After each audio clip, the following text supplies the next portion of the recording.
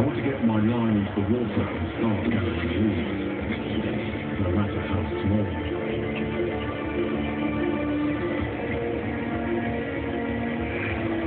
So far, I've no local advice to tap into, but I know that a tight bend in the river is a good bet for beginning to bring in whatever lives here, predator or prey. The chances are there's deepish water down here. There's a few snags, sunken branches on the edge, the kind of thing that might make fish feel confident that there's refuge nearby. Also the depth of water. There's a good chance that the killer I'm after is a carnivorous predator, as it tore off the victim's face. So I'm using a whole fish for bait. Bait is a very precious commodity.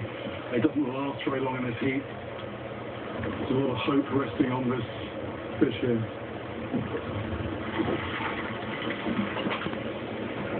It doesn't disappoint.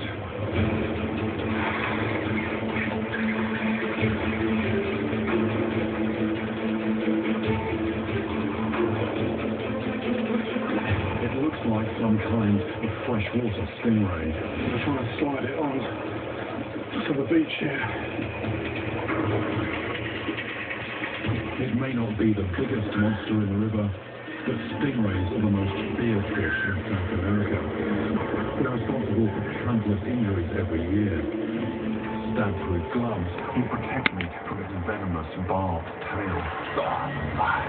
This is a creature that is potentially very dangerous to people. If you stepped on it and this thing's stuck in your leg, it's very, very painful. But if you don't treat the wound, that can become septic. And the worst case scenario there is actually for that to go gangrenous.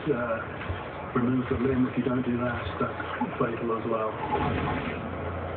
The main one's about 4 inches long, and there's a small one coming through underneath. I think the principle is a bit like what happens in sharks when their teeth fall out. They're replaced by other ones coming from behind, and I think when this main spine falls out, gets damaged, there's another one waiting to take its place.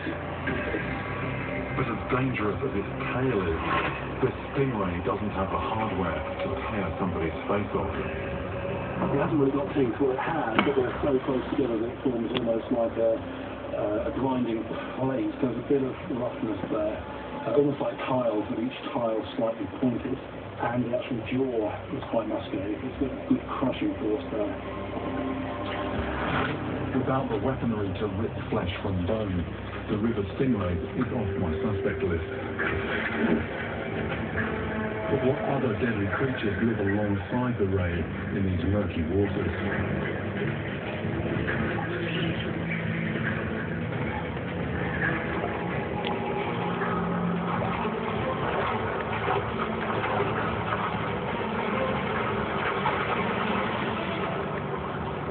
A flat-whiskered catfish.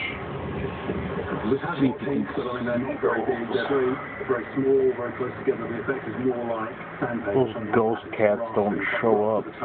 So there's no way that this fish could cause the type of injuries that I've been hearing about. Very well.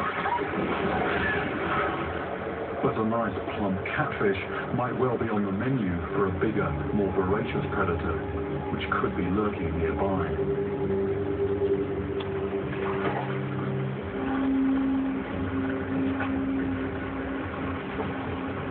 Then, after the initial flurry of activity, it all goes quiet.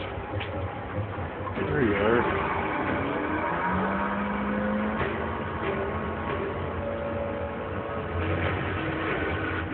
We've not made it far enough along the river to reach a village in daylight. We need to find a safe place to set up camp for the night. Looks like someone's been here before. That's going to be perfect for the hammock, I think.